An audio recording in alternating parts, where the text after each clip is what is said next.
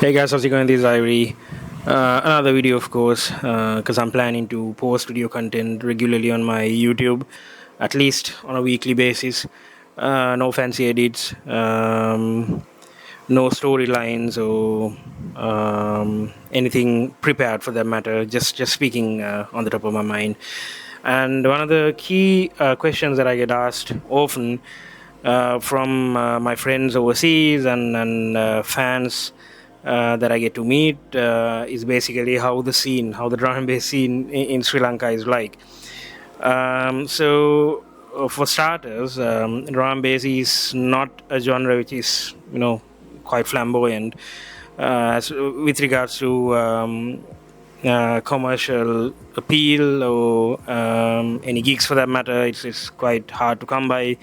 It's just a handful of producers at this point. I think it's just me at this point, and of course there's like a couple of guys who are on my radar who have started to make drum and bass, but they have a long way to go, of course, and I'm supporting them in any way that I can. They always send me music, so I give them feedback, and hopefully a few of them or at least one of them would be in a position where they'll be able to submit music for labels. So that's basically it when it comes to the production side of things. There's a long way that needs to be covered. And in terms of events, not much of events on a regular scale, but when it's the touristy season, especially towards the down south of the country, I get invited to play an odd event here and there, specifically with venues like Traksa Hangama, which is basically where I played the longest. And then of course I played at Dots once, so hopefully it'll translate into like a more regular outing. And then I played in a hangam again called in a venue called La Bele, basically an event run by a bunch of guys who've come down from the UK, and it was called South Coast Steppers. So those guys invited me to come down and do a night with them, and then I've also done a residency at a venue called it's not a venue per se, but it's more like a bar called Smoke and Bitters, which is pretty much the only ranked internationally ranked bar in Sri Lanka, and I think they're on the top 14 in terms of ranking in Asia, and they've ranked in the 40s globally as well. So a pretty huge deal in terms of what these guys do. So I did like a brief residency with them, and I also played again in a hangama.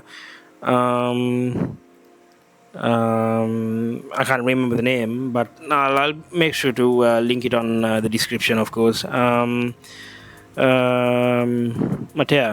or just give me a moment. I'll actually look into it, because I don't want to miss any names. This is basically because I'm speaking on the top of my mind. I sometimes tend to forget certain things. But yeah, so that's basically the storyline in terms of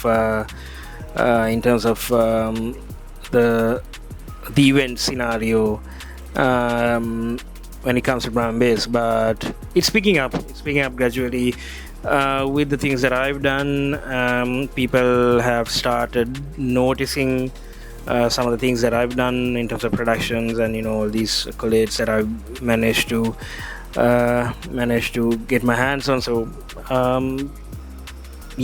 so it is getting noticed for sure, and as a result I also got an opportunity to play a DJ set which was professionally recorded by a few guys called Stereo Culture, which is a very exciting event series that have started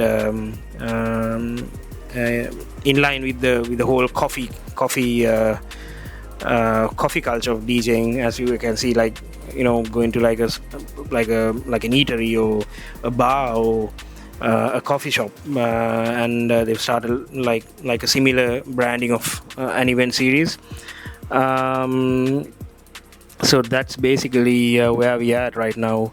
So the cafe that I was mentioning about is called Black Honey Cafe, which is in Ahangama. So I did a brief residency with them as well.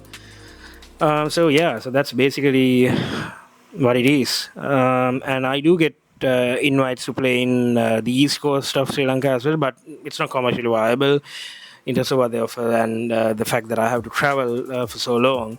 So it's not viable at the moment, but hopefully in the future I might get an opportunity or two to play there.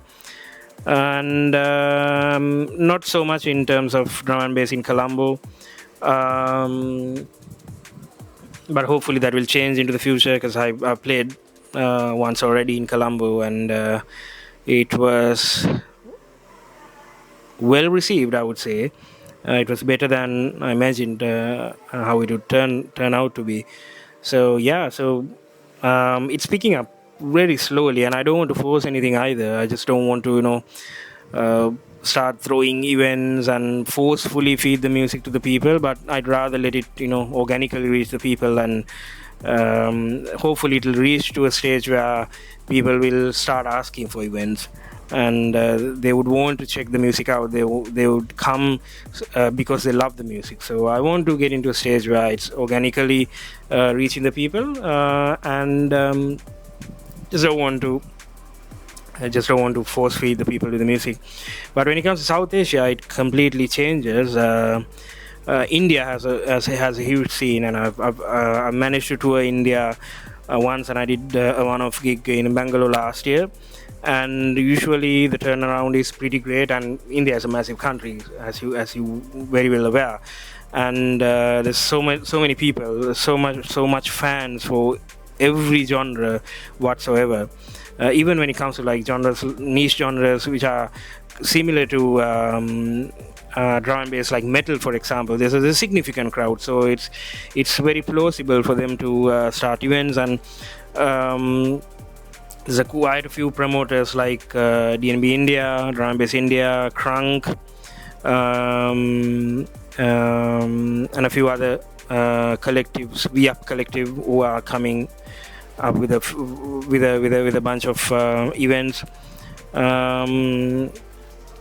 And yeah, so these guys are collectively pushing the drum and bass sound in India. And I did a tour with Drum and Bass India, covering 5 cities. Bangalore was pretty much the highlight, and then followed by Delhi, which was very energetic in comparison to Bangalore.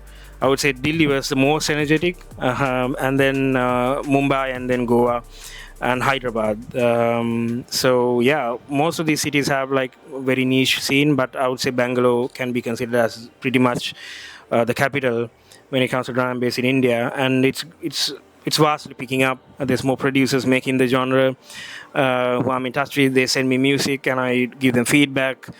And I have friends who are making really good music. Guys like Yukata, for example, have been pushing drum and bass, and have been recognized for it as well, getting releases on RAM and Vision recordings, for example, which is quite really awesome for our region, in a nutshell.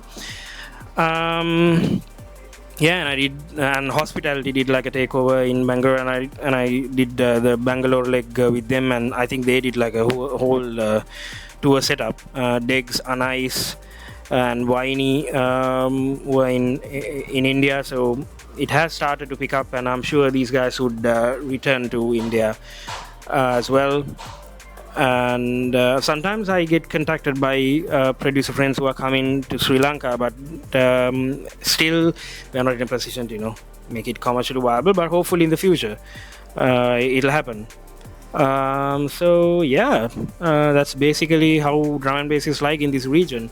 It has a lot of upside potential, but it's slowly picking up, and hopefully it will get to a level where it's quite strong in comparison to somewhere like Europe or Australia or New Zealand.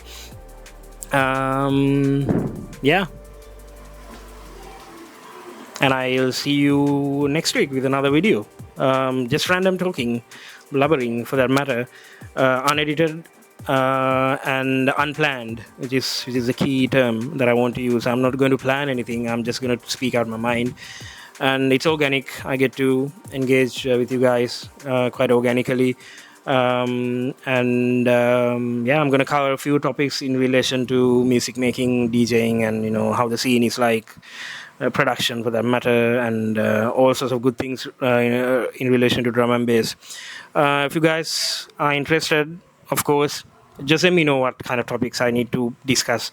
Put them on the comments, and of course, don't forget to subscribe.